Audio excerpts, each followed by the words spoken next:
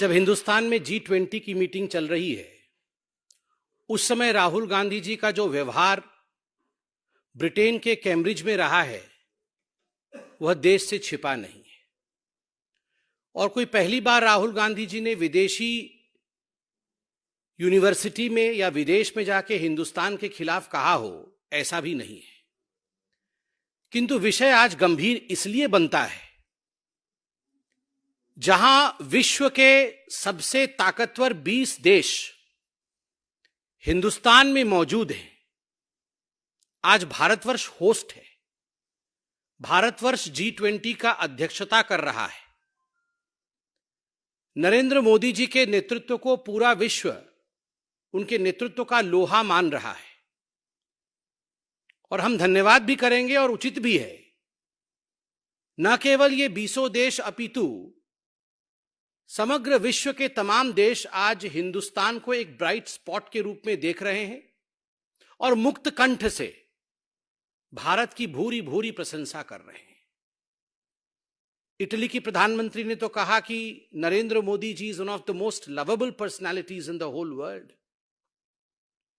कोई ऐसा देश नहीं बचा है जो ये नहीं कह रहा है कि हिंदुस्तान ब्राइट स्पॉट नहीं है। सारे देश के राष्ट्राध्यक्ष हिंदुस्तान के वर्तमान और हिंदुस्तान भविष्य में किस प्रकार का किरदार रहेगा, इस विषय को लेकर बड़े स्पष्ट रूप से अपने विषय को रख रहे हैं। यहां तक बातें की जा रही है कि रूस और यूक्रेन के बीच में जो युद्ध चल रहा है, यदि उसमें भी हस्तक्षेप करना है, उसे भी रोकने की क्षमता किसी में है, तो तमाम देश हिंदुस्तान की तरफ देख रहे हैं और नरेंद्र मोदी जी से इस विषय में बातचीत कर रहे हैं। कहने का तात्पर्य है कि एक तरफ India and the brightness with which India is moving, और दूसरी तरफ जहां पूरा विश्व हिंदुस्तान के लिए आज अच्छे शब्दों का प्रयोग कर रहा है, वही हिंदुस्तान का प्रमुख विपक्षी पार्टी और उस विपक्षी पार्टी के प्रमुख नेता राहुल गांधी जी विदेश में बैठकर कह रहे हैं हिंदुस्तान बर्बाद हो गया है, हिंदुस्तान में लोकतंत्र शेष नहीं रहा, हिंदुस्तान की जुडिशियरी फेल्ड जुडिशियरी है, हिंदुस्तान का मीडिया बिका हुआ मीडिया है,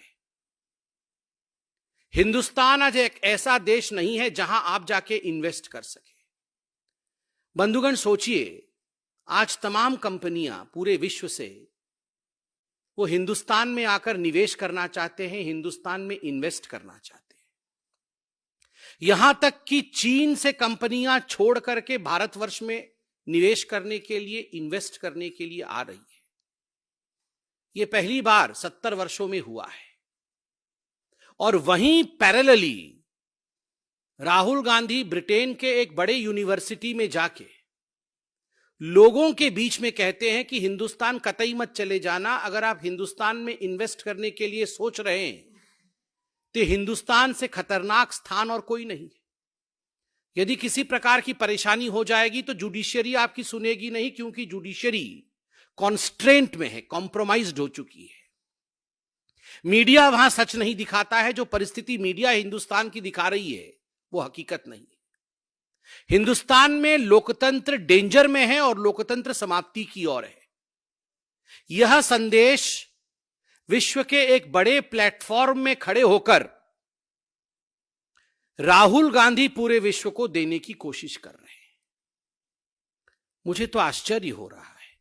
वैसे तो लोग जानते हैं, विश्व भर में लोग जानते हैं राहुल गांधी क्या है, कितना विश्वास करना है, कितना विश्वास नहीं करना है।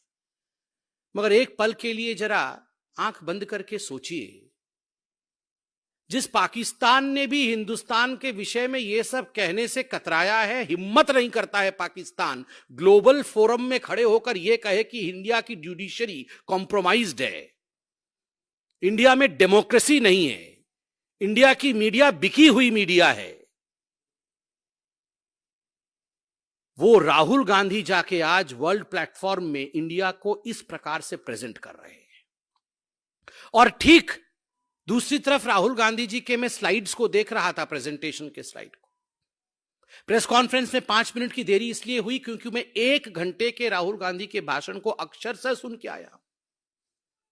वो कहते हैं कि चीन एक अलग किस्म का देश है, चीन सद्भावना चाहता है, चीन जो डेवलपमेंट कर रहा है, चाइना की जो कम्युनिस्ट पार्टी है वो हार्मोनी, कोट अनकोट, क्योंकि अंग्रेजी में उनका भाषण था, दे वॉन्ट हार्मनी, वो हार्मनी चाहती है।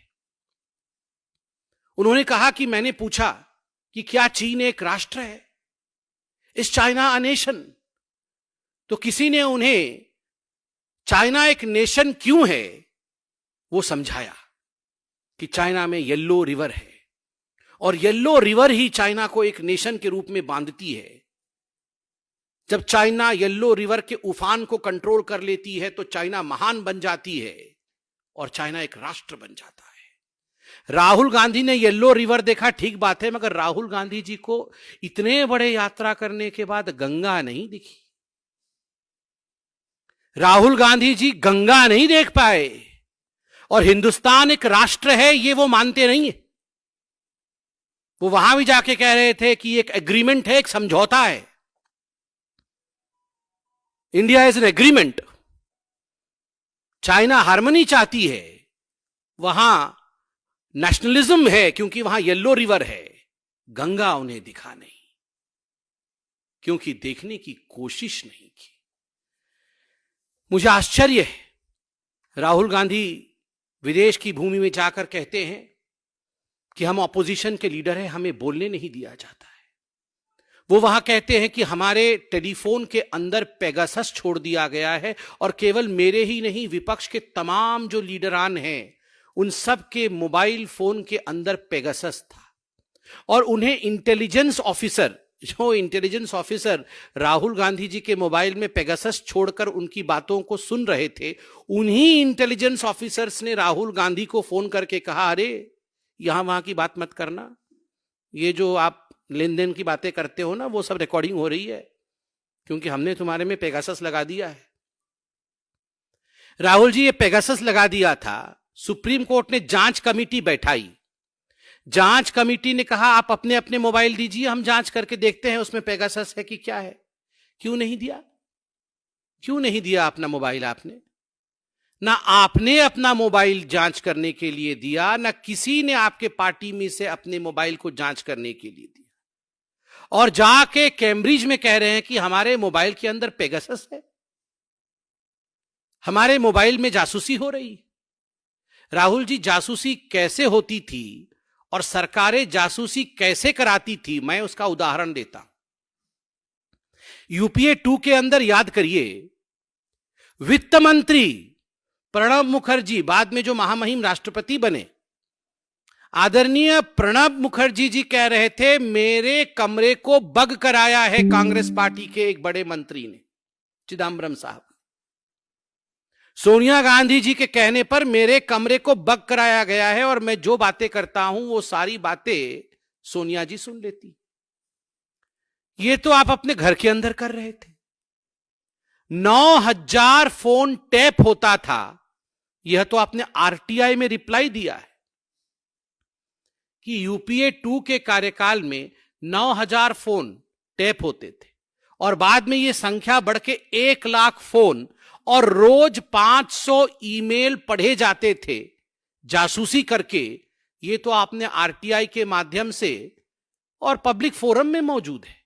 और तो और तत्कालीन प्रधानमंत्री डॉक्टर मनमोहन सिंह ने बिजनेस कम्युनिटी को एड्रेस करते हुए बड़े स्पष्ट रूप से कहा था, हां, देश की सुरक्षा के लिए हम फोन टेपिंग कराते हैं।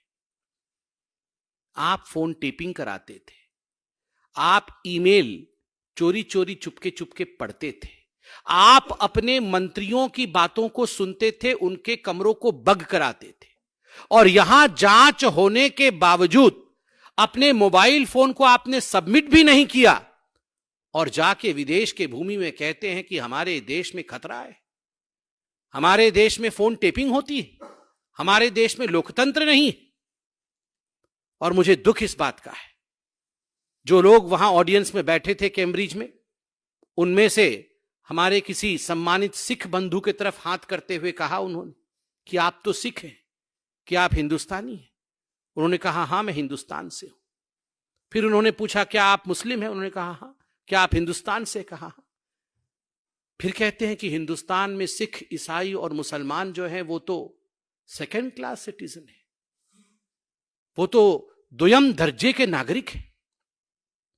आप सोच के देखिए, हिंदुस्तान को डैमेज करने के लिए, to destroy the fabric of India, Rahul Gandhi और गांधी परिवार किस कद तक नीचे गिर सकता है, कहां तक ये जा सकते हैं। मुझे आज सोचने के लिए मजबूर किया है वो 1 घंटे के स्पीच ने राहुल गांधी का। Is mister Gandhi acting as an agent? Hindustan को नीचे गिराने के लिए अगर कोई एजेंसी काम कर रही है, उस एजेंसी के एजेंट के रूप में कहीं राहुल गांधी ऑन पेरोल काम तो नहीं कर रहे हैं?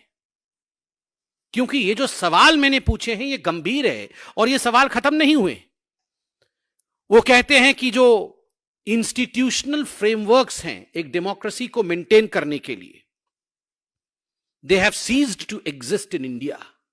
इंस्टीट्यूशनल फ्रेमवर्क्स टूट गए हैं। और कौन से वो इंस्टीट्यूशनल फ्रेमवर्क्स है which have ceased to exist in India? Parliament. उन्होंने कहा है, अंग्रेजी में कहा है, parliament is not functioning. Independent media has ceased to exist. आप लोग बैठे हैं, मेरे सामने बैठे हुए हैं। डू यू एग्जिस्ट और don't you exist? Please ask yourself. आप अपने आप से पूछिए कि ये जो मीडिया मेरे सामने बैठी हुई है ये एग्जिस्ट करती है या ये बिकी हुई है?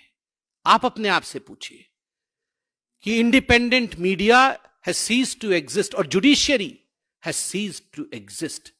जब राफेल के ऊपर, जब पेगासस के ऊपर यही जुडिशियरी कमिटी बनाए, जांच आदेश करे, तो जुडिशियरी का बल्ले बल्ले, जुडिशियरी बड़ी अच्छी है।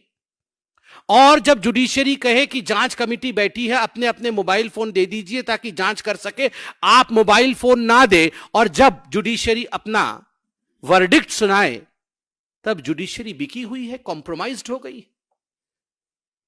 आपको देश चाहती नहीं है, आपको जनता चाहती नहीं है, चुनाव पे चुनाव आप हार रहे हैं, तो मीडिया क्या दिखाए? वाह वाह राहुल गांधी जीत गए चुनाव, राहुल गांधी।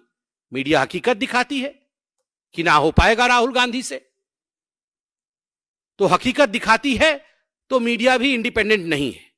और इतना ही नहीं, उन्होंने कहा मेरे ऊपर झूठे केस हुए हैं और ऐसे ऐसे केस हुए हैं जिनमें क्रिमिनल केसेस बना दिए गए हैं, वो क्रिमिनल केस नहीं होने चाहिए। ये विदेश में कह रहे हैं। पूरा पड़ताल किया गया कि कौन से केस उनके ऊपर क्रिमिनल हो गए, तो मालूम पड़ा कि मानहानि के 2-4 केस क्रिमिनल केस हुए हैं। आप अगर कहेंगे कि देश के सारे मोदी चोर हैं, आप अगर जिस प्रकार की भाषा का प्रयोग इन्होंने कई लोगों के लिए किया है, अगर उन लोगों ने जाके केस मानहानि का किया है तो क्या लोकतंत्र समाप्त हो गया? Is Rahul Gandhi above the courts? Is Rahul Gandhi above the law? वो किसी के लिए भी कुछ भी कह दे और कोई भी केस ना करे। और मुझे तो आश्चर्य हुआ जम्मू कश्मीर के बारे में राहुल गांधी ने जो कहा है। उन्होंने कहा कि वो एक वायलेंट प्लेस है और वहां पुलिस जो है वो कोलैप्स हो चुकी है। जम्मू कश्मीर में police has collapsed. There is a security collapse in Jammu Kashmir and there is panic in security forces. मतलब हमारे जो सिक्योरिटी फोर्सेस हैं उनमें पैनिक है और पुलिस कोलैप्स हो चुकी है। वहां सिक्योरिटी फोर्सेस कोलैप्स हो चुके हैं और तुरंत बताते हैं कि मैं वहां आतंकवादी भी मुझे दिखे, वहां पे मिलिटेंट्स भी दिखे, क्योंकि वो तो जिस प्रकार से बोलते हैं समझने में काफी टाइम लगता है, मगर मैंने पूरा समझा है। 2-3 बार सुन के समझा है। आप भी जरा सुन लीजिएगा 2-3 बार, तभी समझ में आएगा। वो बोल रहे थे कि मैं जा रहा था तो एक लड़के ने इशारा किया, तो मैंने उसके इशारे को देखा, तो उसने कहा इधर आओ, तो मैंने कहा तुम इधर आओ, तो फिर वो उधर आया राहुल जी के पास और राहुल जी को बोला वो देखो। राहुल जी ने देखा उधर तो बोला वो जो 5 लोग खड़े हैं वो मिलिटेंट है, आतंकवादी है। राहुल जी बोला अच्छा अब मेरा क्या होगा, ये तो मुझे मार देंगे, ये तो आतंकवादी आ गए हैं। तो बोले नहीं नहीं नहीं, तुम्हें नहीं मारेंगे क्योंकि तुम अहिंसा के साथ चल रहे हो। मतलब फिर राहुल जी ने कहा मुझे, मेरे सामने आतंकवादी खड़े थे और उन्होंने मुझे बहुत, दे गेव मी लुक्स, अंग्रेजी में कहा लुक्स, मतलब भयंकर दृष्टि से देखा, बस तेरा तो आज होने वाला है काम। मगर फिर कुछ नहीं किया। इसलिए नहीं किया क्योंकि मेरे साथ, मेरे अंदर वो सिक्योरिटी तो कोलैप्स हो गई थी, पुलिस तो फेल हो गई थी, मगर उनके अंदर अहिंसा थी। इसलिए आतंकवादियों ने बोला नहीं, तेरे अंदर अहिंसा है, तुमको मैं नहीं मारेंगे, तो छोड़ दिया। मतलब ये जो सिक्योरिटी फोर्सेस कोलैप्स हो गई, पुलिस तो कोलैप्स हो गई, मगर ये जो आतंकवादी बम फोड़ करके निर्दोष लोगों को मार रहे हैं पूरे हिंदुस्तान में, और जम्मू कश्मीर में जो निर्दोष लोगों की हत्या हुई, ये निर्दोष लोगों के साथ अहिंसा नहीं थी, इनके साथ हिंसा थी, तभी उनको मार दिया आतंकवादियों ने। और राहुल गांधी के दिल के अंदर से हिंसा, अहिंसा थी, इसलिए आतंकवादी नहीं, तुम्हें छोड़ रहे हैं। क्या बोलते हैं ये राहुल गांधी? विदेश में जाकर देश के खिलाफ इस प्रकार की भाषा का प्रयोग,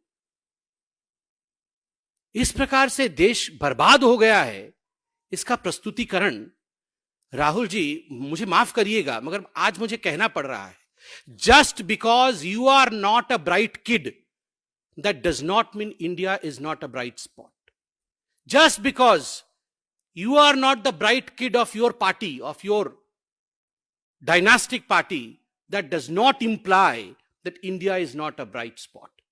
The corollary is India is a bright spot, but you have failed to be the bright kid of your dynastic party, Rahul Gandhi.